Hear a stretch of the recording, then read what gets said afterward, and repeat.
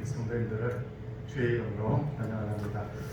지금 이 시간에 또 병상에서 또 가정에서 예배 드리시는 분들에게도 하나님의 동일한 은혜가 임하기를 원합니다. 우리 옆에 분들과 같이 한번 인사하도록 하겠습니다. 할렐루야. 네, 반갑습니다. 네, 이제 묵상 기도함으로 하나님께 예배를 드리도록 하겠습니다.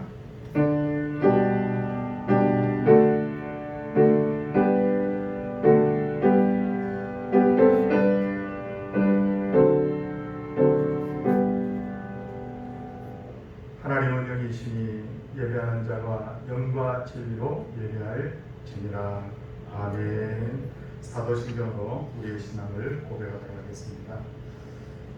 나는 전능하신 아버지 하나님 천지의 창조주를 믿습니다. 나는 그의 유일하신 아들 우리 주 예수 그리스도를 믿습니다. 그는 성령으로 잉태되어 동정녀 마리아에게서 나시고 본디오 빌라도에게 고난을 받아 십자가에 못 박혀 죽으시고 장사된 지 사흘 만에 죽은 자 가운데서 다시 살아나셨으며 하늘에 오르시어 전능하신 아버지 하나님 우편에 계시다가 거기로부터 살아있는 자와 죽은 자를 심판하러 오십니다. 나는 성령을 믿으며 거룩한 공교회와 성도의 교제와 죄를 용서받는 것과 몸의 부활과 영생을 믿습니다. 아멘. 찬송 96장입니다. 힘있게 찬양해 주시길 바랍니다.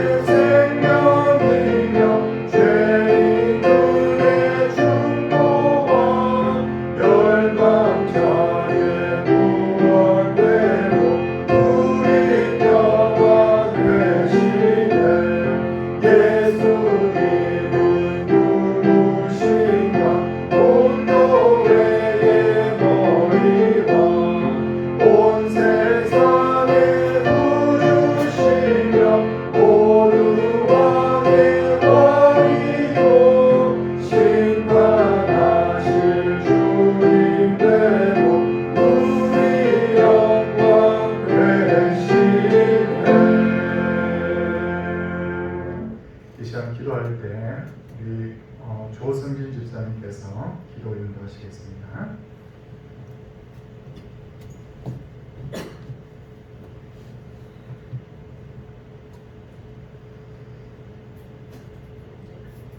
알파와 오메가가 되시며 처음과 나중에 되시는 아버지 하나님, 이 시간 지는 전에 나와 예배를 드릴 수 있도록 하여 주심을 진심으로 감사드립니다. 코로나19 바이러스가 시작된 지 벌써 여러 달이 지나고 있습니다. 이 전염병이 속히 물러가게 하여 주시옵소서. 예전에 주셨던 편안한 일상으로 돌아가 마음껏 찬양하고 마음껏 예배할 수 있는 그런 은혜를 저희에게 베풀어 주시옵소서. 눈이 있어도 하나님을 보지 못하고 귀가 있어도 하나님의 음성을 듣지 못하는 어리석고 불쌍한 저희들을 용서하여 주시옵소서. 하나님의 말씀대로 살지 못하고 몸과 마음과 생각으로 죄를 지는 살았던 저희들의 모든 죄를 십자가의 보혈의 피로 씻어주시고 정결케 하여 주시고 용서하여 주시옵소서. 인간이 타락하고 죄를 지었을 때에 하나님께서 홍수로 이를 멸망시켰던 것을 말씀을 통해 기억합니다. 또 소돔과 고모라 성의 사람들이 하나님 앞에 타락하고 죄를 지었을 때에 불과 이왕을 멸하셨던 것을 기억합니다. 저희들이 더욱더 바른 믿음을 가지고 예수님은 성도답게 살아갈 수 있도록 은혜를 베풀어 주시옵소서. 코로나19 바이러스를 통해서 하나님께서 우리에게 주시는 경고가 무엇인지 깨닫게 하여 주시고, 하나님의 징계 앞에서 인간이 아무것도 할 수 없다는 나약한 존재임을 깨닫게 하여 주시옵소서. 코로나19 바이러스 때문에 저희들이 사회적 거리두기를 하고 있습니다. 저렇게 예배를 드리지 못하고 성도들과 교제를 하지 못하고 있습니다. 이럴 때 저희들을 지치지 않게 하여 주시고, 믿음을 잃지 않도록 저희들을 지켜주시고 은혜를 베풀어 주시옵소서. 코로나19 때문에 고통을 당하고 힘들어하는 모든 분들을 주님께서 위로하여 주시고, 모든 범사가 평탄케 하여 주시옵소서. 또 육신의 병으로 인해 고통 중에 힘들어하시는 분들을 주님께서 지켜주시고 또 치료하여 주시고 위로하여 주시옵소서. 한국교회와 성도들이 하나님 앞에 벌서게 하여 주시고, 주님께서 맡긴 사명을 잘 감당할 수 있도록 하나님께서 인도하여 주시옵소서. 담임 목사님을 지켜주시고 영가육을 강건케 하여 주셔서 주님께 귀하게 쓰임받는 종이 되게 하여 주시고, 살아있는 하나님의 말씀을 전하실 수 있도록 인도하여 주시옵소서. 이 시간 예배를 드리며 말씀을 들을 때에 은혜와 복을 나여 주시옵소서. 예수 그리스도의 이름으로 기도드렸습니다. 아멘.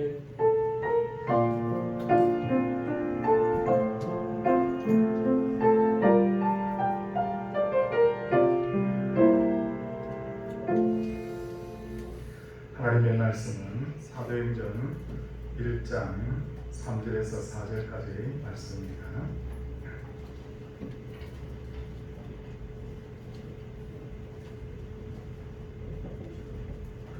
사도행전 1장 3절 4절 말씀 제가 봉독하도록 하겠습니다.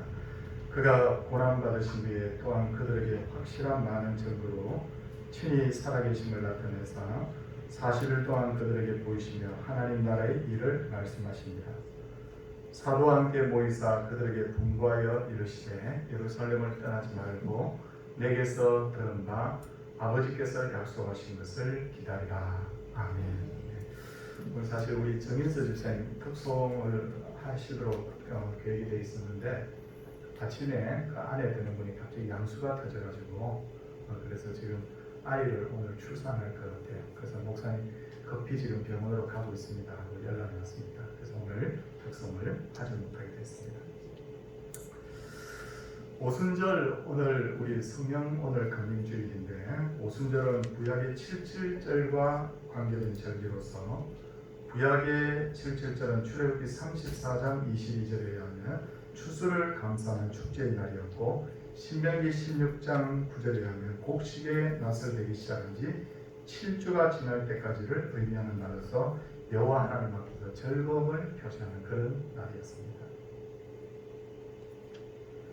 그리고 신약시대에 와서 오순절은 6월절이 지난 50일째 되는 날을 의미하게 되었는데, 추수의 기쁨과 더불어서 율법을 수여받은 날, 시내산에서 율법 수여받은 날, 그리고 이날은 특별히 예수님께서 성취하신 후에 약속하신 성령님을 보내주셨습니다. 그래서 우리는 찬양을 할 때마다 오순절 거룩한 성령께서 그렇게 찬양을 하듯이 오순절 하면 바로 성령님이 오셨다. 그렇게 우리가 지금도 생각을 하게 된 것이죠. 그렇다면 오순절에 오신 이 성령님은 어떤 분인가? 오늘 오순절에 오신 성령님이 어떤 분인가를 몇 가지로 간단하게 먼저 말씀을 드리려고 하는데, 첫째로 성령님은 예수님의 약속을 따라서 이 땅에 오신 분이죠. 예수님은 요한복음 14장 6절 말씀을 보니까 내가 아버지께 구하겠으니 그가 또 다른 보혜사를 너희에게 주사 영원토록 너희와 함께 하리라. 그렇게 말씀하셨습니다. 이 약속대로, 예수님의 약속대로 성령 하나님께서 오순절날 그 제자들에게 임하였습니다. 두 번째는 성령님은 어떤 분이신가? 성령님은 우리의 보혜사 되시는 분이라고 성경은 말하고 있습니다. 보혜사가 뭐냐? 참 이거 굉장히 우리가 낯선 어떤 단어죠. 성경에만 사실 특별히 쓰이는 단어이긴 한데, 보혜사라는 뜻은 보호해주는 분, 변호해주는 분, 도와주는 분, 가르쳐주는 분, 위로해주는 분이라는 그 포괄적 역할을 하는 분을 바로 보혜사라고 합니다. 그러니까 예수님이 이 땅에 보혜사로 사실 오신 거예요. 근데 예수님께서 뭐라고 말씀하셨습니까? 가시면서 또 다른 보혜사를 보내주시겠다라고 하셨는데 성령님이 바로 보혜사로 또 다른 보혜사로 이 땅에 오셨습니다. 근데 성경이 뭐라고 말하고 있습니까? 영원토록 너희와 함께 있게 하리라. 그 좋은 성령님께서 우리와 함께 하니까 얼마나 감사한 일입니까? 그리고 왔다가 갔다가 그렇게 하는 성령님이 아니라 계속해서 우리와 함께 하시는 분. 세 번째로 성령님은 어떤 분이십니까? 성령님은 제가 계속해서 성령 그렇게 지칭을 하지 않고 성령님이라고 그렇게 말하는 이유가 있습니다. 그것은 성령님은 바로 인격체이시기 때문에. 작년에도 제가 이맘때 제가 말씀을 드렸는데 성령님이라는 자체는 에너지나 뭐 그런 게 아니에요. 성령님 자체는 삼위 하나님 중에 한 분이신 바로 인격체다. 성령님이 인격체라는 것을 관과하게 되면 신비주의에 빠져요. 신비주의가 위험한 이유는 삶의 변화가 없는 껍데기 신앙인이 될 가능성이 높기 때문입니다. 신비주의자들은 자기들의 신앙이 좋다고 생각하고 늘 영적인 것을 추구하잖아요. 그래서 이 세상에 대해서 거의 관심이 없어요. 그러다 보니까 가정생활, 사회생활, 인간관계에 문제가 생길 가능성이 높습니다.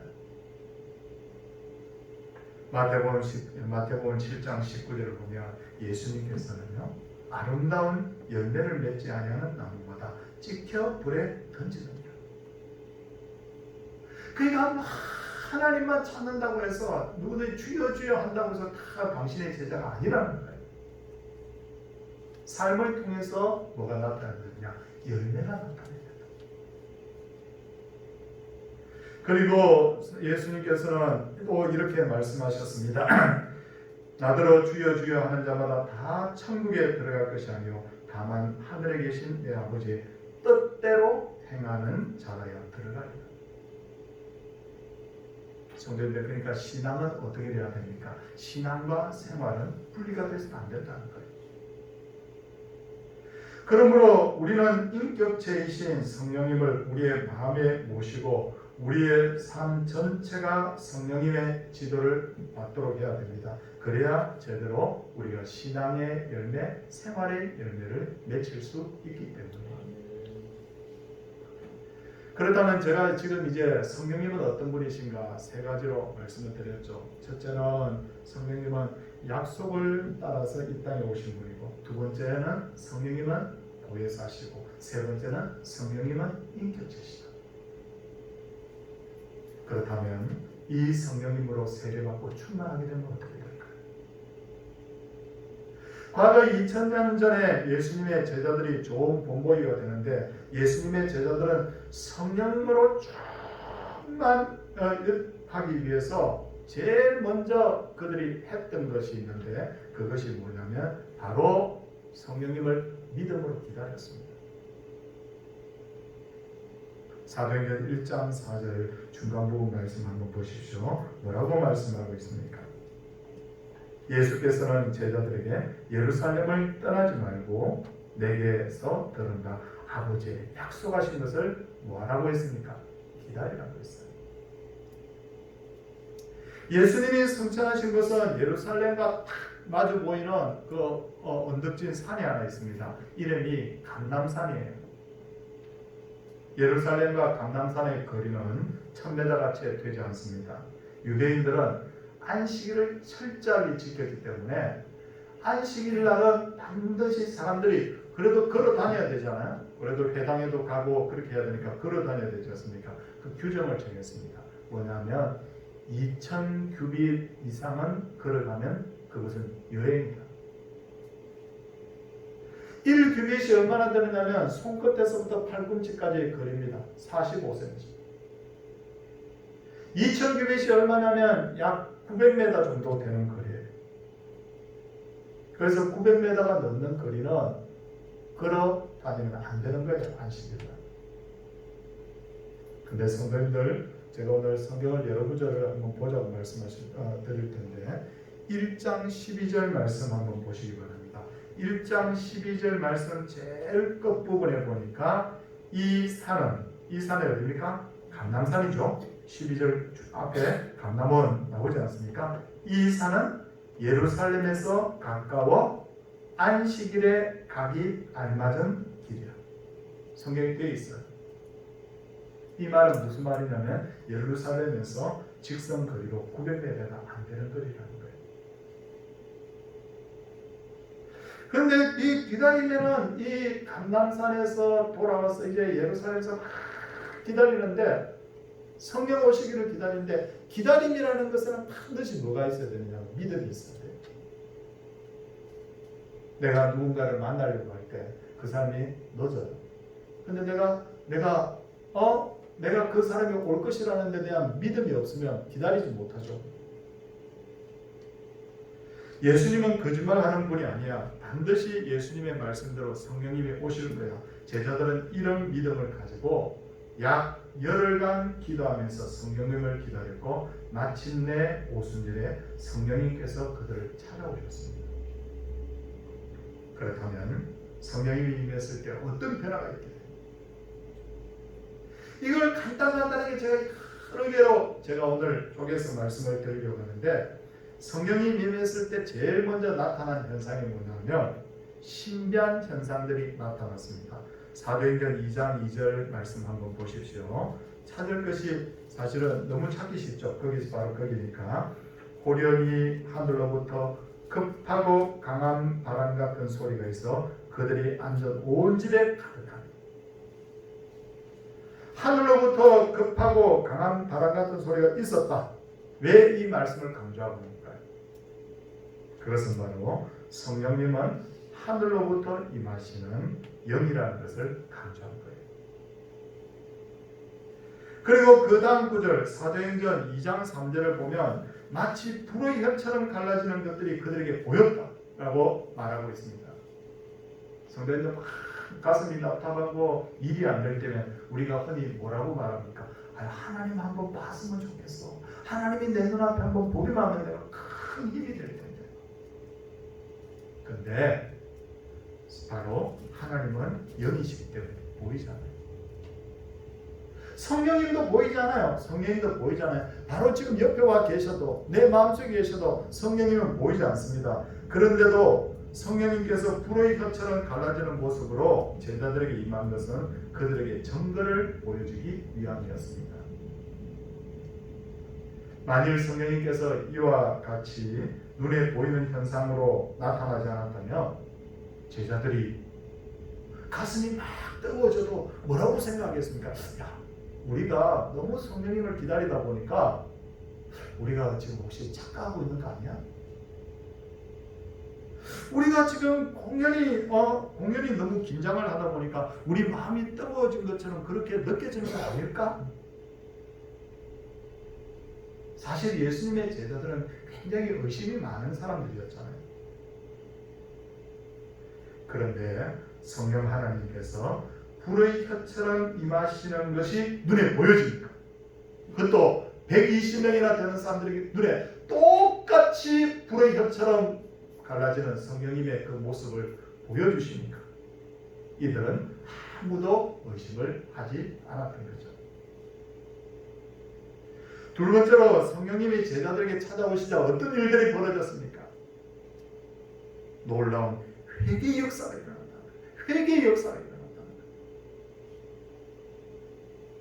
사도행전 2장 37절을 보면 베드로가 사람들을 향하여 설교를 합니다. 2장 37절 말씀 살짝 한번 찾아보시기를 바랍니다.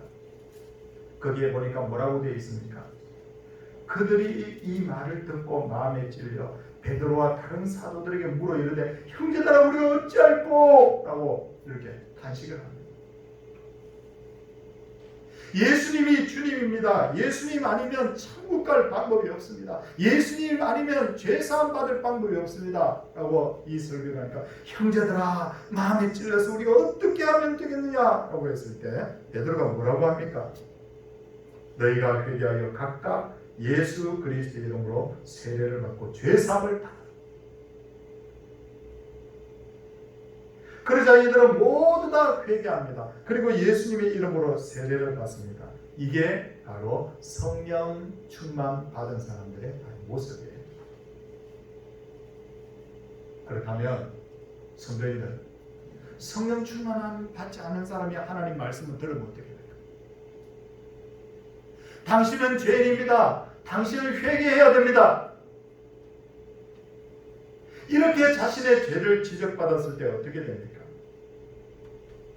사도행전 7장을 보면 알 수가 있어요. 스데반 집사님이 성령이 충만해서 사람들에게 설교를 합니다.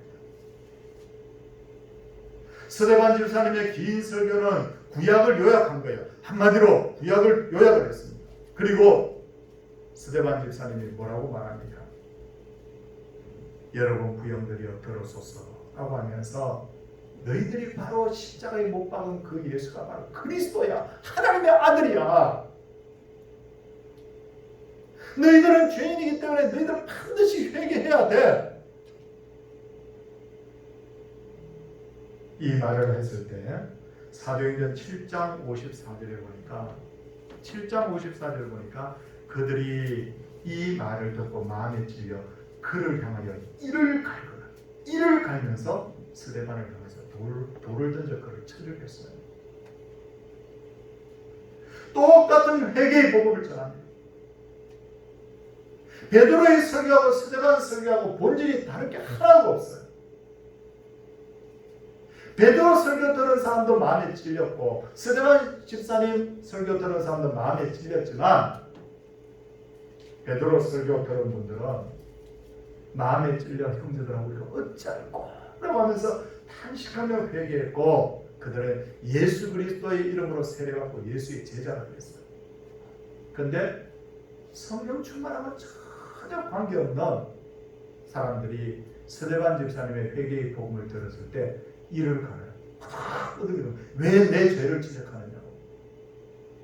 그리고 손에 돌을 들고는 스데반 집사님을 쳐 죽였다.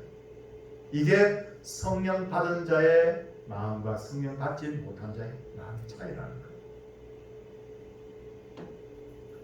이것을 볼 때 설교자가 성령이 충만하여 하나님의 말씀을 잘 전하는 것도 중요하지만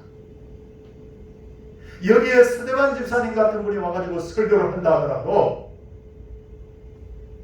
설교 듣는 분들의 마음이 성령으로 충만하지 않으면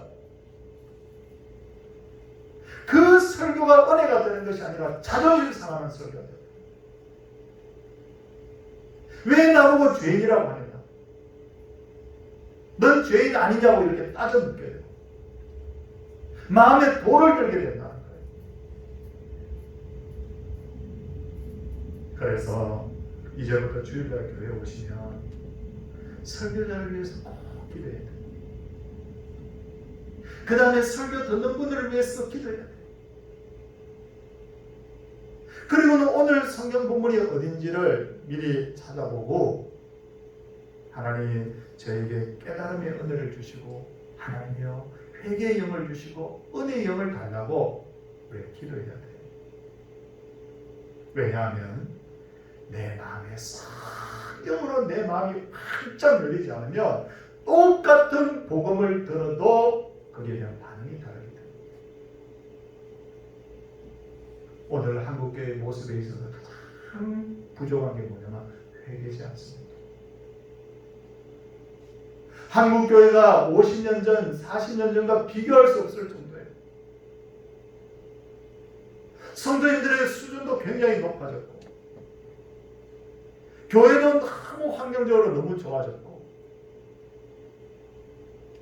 근데 왜 자꾸 한국교회가 은혜롭지 않은 일들이 자꾸만 일어나는가? 회개의 눈물이 왜 없는가? 성령으로 충만하지 않기 때문입니다. 셋째로 성령님이 제자들에게 임하시자 제자들은 확실하게 예수님이 하나님의 아들이시며 구주 되심을 믿었고 사람들에게 그 복음을 전하게 되었어요. 처음 예수님을 믿기라고 교회에 나오면 신앙이 뜨거워졌다가 식어졌다 이것을 반복하듯이 예수님의 제자들도 어떤 때는 예수님을 주님이라고 했다가 어떤 때는 의심하였습니다. 그러다가 시험이 오면 금방 예수님을 부인했는데, 예수님의 수제자라고 했던 베드로도 자기가 불리한 상황이 되니까 예수님을 3번이나 모른다고 부인했습니다. 하지만 성령이 오신 이후에 베드로와 제자들의 삶은 180도로 달라졌습니다. 성도님들이 아시는 대로 예수님의 제자들은 대부분 배운 것도 없고 힘도 없고 가진 것도 없는 사람들이었죠. 오늘 1장 11절 말씀 한번, 사도행전 1장 11절 말씀 한번 찾아보시기 바랍니다.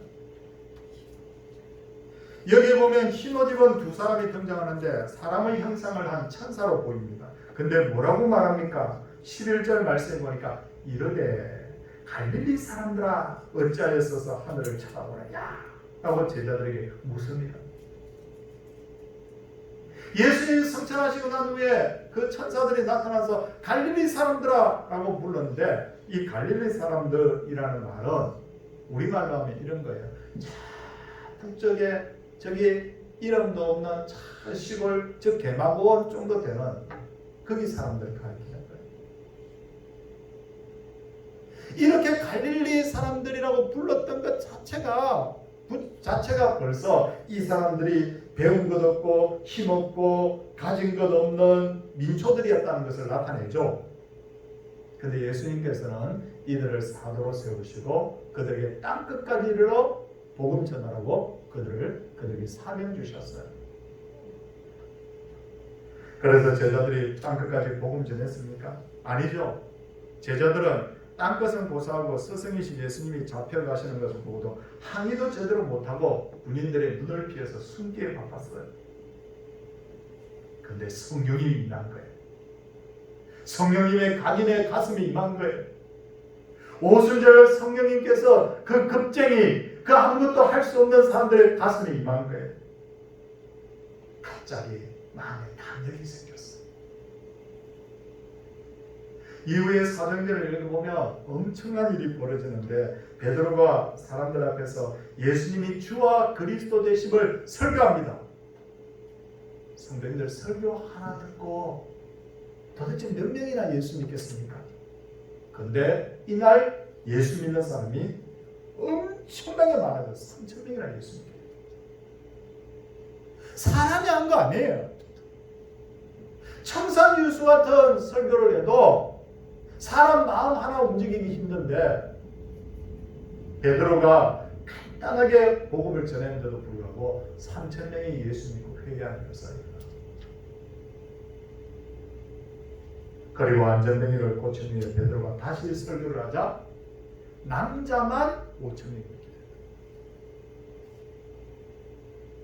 그러자 소문이 막 퍼지기 시작합니다. 대제사장과 대제사장의 문중이 모두 모여서 베드로와 요한을 잡아들여 신문을 하는데, 이들 대제사장과 그의 문중들은 얼마 전에 예수님을 십자가에 못 박아 죽인 자들이에요.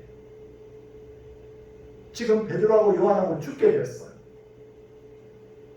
그런데 대제사장과 그의 문중들이 모인 것을 보고 베드로와 요한이 그들 앞에 서가지고 예수님의 죽음과 십자가의 죽음과 부활에 대해서 증거를 합니다. 대제사장의 문중 사람들이 베드로와 요한에게 발끈 화가 나가지고 이렇게 말합니다.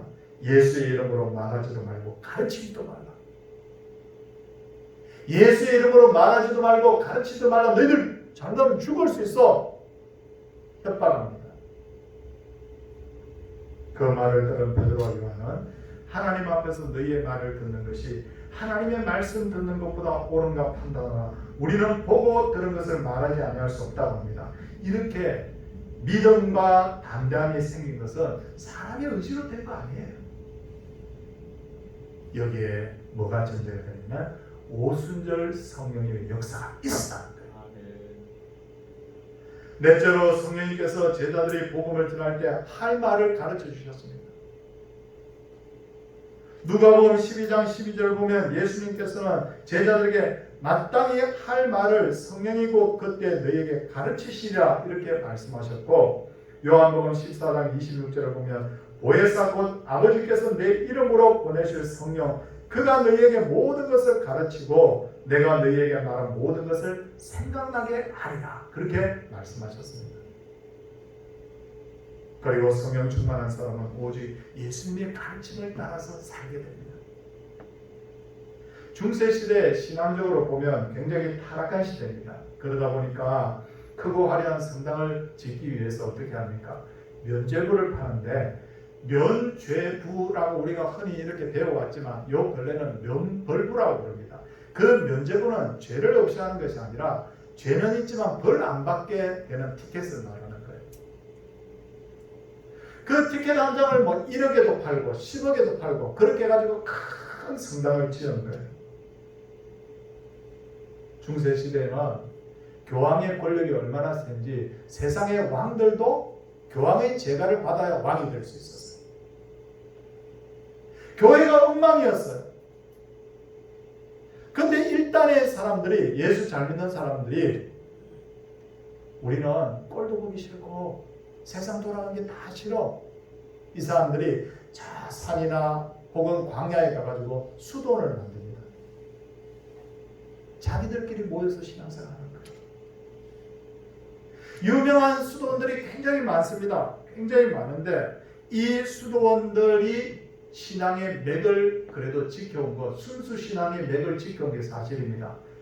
그런데 이들도 미처 생각하지 못한 것이 있는데, 예수님께서 단 한 번도, 잘 기억하십시오, 너희들끼리 신앙생활 잘하면 돼, 이렇게 말씀하신 적이 없다는 거예요. 땅끝까지 이르러 내 정인대로, 그렇게 말씀하셨어요. 다시 말해서 수도원도 예수님의 깊은 뜻을 헤아리지 못한 것입니다. 그래서 그런지 수도사들도 자꾸 사람들이 어떻게 그렇게 신앙이 좋으세요? 어떻게 그렇게 권사님 신앙이 좋으세요? 어떻게 집사님 그렇게 신앙이 좋으세요? 이렇게 하니까 마음이 점점 교만해지기 시작합니다. 그리고 나중에는 자기 신앙을 자랑하는가 하면 우리 수도원이 더 신앙 수준이 높다고. 결국 어떻게 되느냐면 나중에 그 수도원도 타락해 버리는데, 예수님의 그 말씀대로 하지 않는 것이 바로 문제가 되는 거예요. 다섯째로, 성령이 임하자 제자들은 많은 은사들이 나타났습니다. 고린도전서 12장을 보면 많은 은사들이 소개가 되고 있습니다. 방언의 은사, 신유의 은사. 신유의 은사는 뭐냐면 병을 고치는 은사, 지혜의 은사, 여러 가지 은사들이 있습니다. 우리는 제자들이 받은 은사들을 주목해야 될 필요가 있는데, 첫째는 은사는 하나님의 뜻을 이루는 데 사용이 된다. 성도님들, 우리 여기 오늘 아침에 앉아 계신 성도님들이 온갖 내가 은사가 있어. 내 방언도 하고 신유도 하고 온갖 은사가 있다. 근데 막 이걸 어떻게 사용해야 되느냐? 초대교회 제자들은 하나님의 뜻을 이루는 데 사용했다. 둘째는 은사 받은 자들은 자신을 위해 살지 않고 오직 하나님과 이웃을 위해 헌신하는 사람들이 되었다는 거예요. 어느 교회에 성령 충만 받고 은사 받았다는 분들 때문에, 이분들 때문에 너무 교회가 안 편하게. 근데 이런 교회를 저는 몇 번 들은 적이 있어요. 몇몇 교회들 이야기 들어보니까 소위 말해서 은사파들 때문에 교회가 안 편하다는 거예요. 아니, 은사 받은 분들이 기도도 많이 하고 은사 받은 분들이 막 여러 가지로 그렇게 잘할 텐데 왜 그러냐고 물어봤더니 자기들끼리 모여도 다른 사람들에 비해서 자꾸 우월을 시켜준다는 거예요. 교회에서 파당을 짓는다는 거예요. 제가 그 말을 딱 들었을 때 생각나는 교회가 있었어요. 고린도 교회. 고린도 교회가 파당이 생긴 이유가 뭐냐면, 은사주의자들이 자기들의 은사가 더 귀한 것이라고, 우리는 개바파다, 우리는 바울파다, 이렇게 하면서 교회가 쪼개지지 않습니까? 단호하게 말씀드리는데, 이분들은 이렇게 은사 받았다고 하면서 교회를 시끄럽게 하는 분들은 성령을 통해 은사 받은 것이 아니든, 아니면 성령을 통해 은사를 받았지만 아직 미성숙한 거예요. 은사의 목적이 뭐냐? 은사의 목적이 뭐냐를 한번 생각해 봐야 된다는 거예요. 하나님의 영광을 드러내고 더 잘 섬기라고 주신 은사인데 잘못 사용되고 있습니다. 그리고 은사에는 반드시 사랑이 동반되어야 된다. 꼭 기억하십시오. 은사에는 사랑이 동반되어야 된다. 그래서 성경 고린도전서 12장 31절을 보면 은사들을 모두 소개한 후에 너희는 더욱 큰 은사를 삼아라. 내가 또한 가장 좋은 길을 너희에게 보이리라고 하신 뒤에 바로 고린도전서 13장을 넘어가서 사랑은 이렇게 말합니다. 모든 은사의 최고의 은사가 바로 사랑이다. 이 말은 아마 저 말고도 다른 목사님들을 통해서도 아마 들어본 기억이 있을 거예요. 사실이에요. 그뿐 아니라 성경은 이렇게 말합니다. 갈라디아서 5장 13절을 보면 사랑으로 서로 종노릇하라. 은사를 진짜 받은 사람, 정말 성령 받은 사람은 뭐냐면 삶의 인격이 완전히 변화가 되어서 어떻게 했나? 오직 하나님의 영광을 위해서, 오직 성도 사랑하고 섬기는 일을 위해서 자기를 헌신하게 된다는 거예요. 여섯째, 성령으로 충만하면 자신의 생각과 자기 중심의 신앙생활을 벗어나서 오직 하나님의 영광을 위해서 살게 된다. 갈라디아서 5장 16절을 보면 내가 이르노니 너희는 성령을 따라 행하라. 그리하면 육체의 욕심을 이루지 아니하리라. 사람 근본 바꾸는 건 교육이 아니에요. 사람 근본 바꾸는 건 수양이 아니에요. 교육을 많이 시켜서 인격이 좀 바뀌었나라고 생각해 보면 공부를 오히려 많이 한 사람들이 더 사회에서 더 악한 일을 하는 경우도 많이 생깁니다. 사람 근본 바꾸는 것은 바로 성령님이 하시는 일입니다. 사랑하는 성도님들, 예수 믿기 힘든 시대입니다. 왜 예수 믿기 힘들어? 교회 가지 말라고 하는 사람도 없는데 왜 힘들어? 영적으로 너무 힘든 시대예요. 죄악으로 너무 관영한 시대예요. 영적 수준이 너무 이 사회적으로 자꾸 떨어져 가고 있어요. 소망 없는 시대예요. 이럴 때 우리 이 말씀 잘 기억하고 우리가 이럴 때일수록 더욱 성령 충만을 위해서 함께 기도하는 동산의 가족들이 되기를 바랍니다. 목사도 성령 충만해서 말씀을 전하고 성도님들도 성령 충만해서 가슴을 활짝 열고 말씀을 받을 때 우리가 복음이 들어올 때 우리의 삶에 놀라운 변화가 나타나고 우리를 하나님께서 당신의 도구로 사용하실 줄을 믿습니다. 이 시간 우리 찬송하도록 하겠습니다. 191장입니다.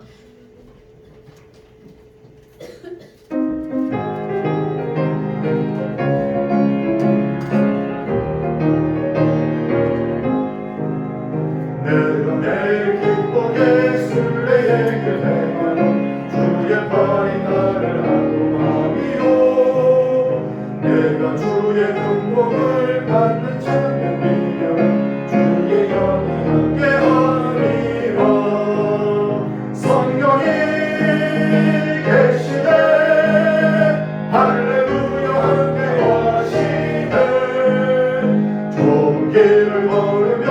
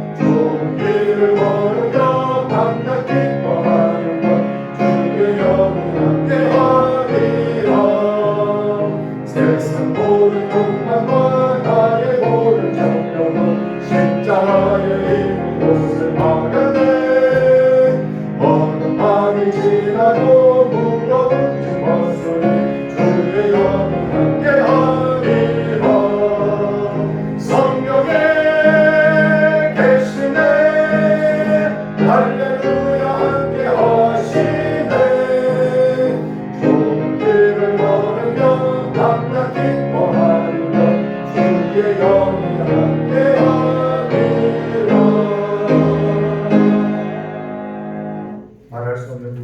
고통에서 건져주시고 건강에 더욱 신경 쓰게 해주신 주님 감사합니다.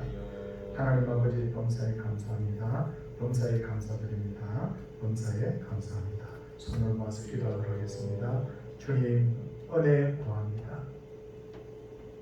하나님께서 성령으로 이 자리에 우리 속에 충만히 가하셔서 생각으로 교육으로 수양으로 되지 않는 놀라운 영적 변화들이 우리 속에서 일어나게 하옵소서. 성령을 통하여 나타난 여러 가지 삶의 열매들이 우리의 것이 되게 하여 주시옵시고 사나 죽으나 오직 주의 영광을 위해서 그리고 성도를 섬기는 일과 복음 전하는 일을 위해서 사용되는 저희들 되게 하옵소서. 이 시간에 성령의 이름으로 주 예수 그리스도의 이름으로 기도합니다. 병석에 누워있는 분들 주여 그 병이 몸에서 떠나게 하여 주시옵소서. 하나님 암덩어리가 떨어져 나가게 하여 주시옵시고 노안에 힘들어하는 분들이 회복되는 역사가 있게 하여 주시옵시고 그 가족들도 힘을 내어 하나님의 살아계심을 믿고 기도할 때 놀라운 기적의 역사들이 곳곳에서 나타나게 하여 주옵소서. 우리의 자녀들이 성령의 사람 되게 하여 주옵소서. 이 시간에도 성령이 우리의 자녀를 찾아가 주시옵시고 우리 성도들 가정에 성령 충만한 가정, 우리 교회가 성령 충만한 가정, 교회가 되게 하옵소서. 오늘도 귀한 예물을 주 앞에 드렸습니다. 여러 가지 제목과 마음을 담아 11조 감사예물, 전도, 성교예물, 건축예물, 주정예물 주 앞에 드렸는데 하나님 귀한 예물들 드린 모든 것이 하나님의 영광을 위해서 아름답게 쓰여지게 하시고 드린 손길들이 영적으로 육적으로 복받게 하여 주시옵소서. 주 예수 그리스도의 은혜와 하나님의 사랑과 성령의 감화교통하신 역사가 사랑하는 주의 백성들 위해 이제부터 영원토록 함께 있을지어다. 아멘.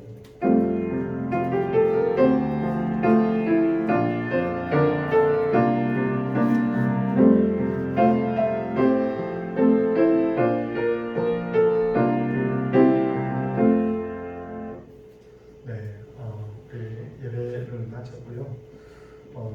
오늘 2부 예배 후에 우리 당회를 모임을 그렇게 하겠습니다. 성도님들 말씀을 통해서 다 듣고 계시겠지만 코로나가 사라질 듯 다시 죄 확산이 되고 있어서 나한테 좀 부담이 됩니다만 지금까지 해오셨던 것처럼 하시면 됩니다. 좀 몸이 불편하거나 열이 나면 가정에서 예배 드리고 또 교회 오실 때는 위생을 잘 관리하고 마스크 잘 쓰시고 이렇게 지켜주시면 하나님께서 우리 교회에 더 안전하게 또 인도해 주실 줄 믿습니다. 혹시 주위에 서울 지역이 집중적으로 이렇게 코로나 환자가 발생하는데 주변에 코로나 환자가 발생했다 그러면 도대체 어떻게 있길래 코로나 걸려? 이렇게 하지 마십시오. 어려울 때 진짜 예수 믿는 사람 표가 나야 돼요. 그래서 위로해 주시고 전화해 주시고 이러면서 힘내시라고. 그러면 그분이 예수 믿는 분들이 확실히 다르구나 이렇게 되지 않겠습니까? 오늘 다시 한번 광고를 드리는 우리 정민서 집사님 또 아이를 출산하게 되었는데 건강하게 출산 잘 할 수 있도록 기도 부탁드리겠습니다. 옆에 분들과 인사하도록 하겠습니다. 할렐루야.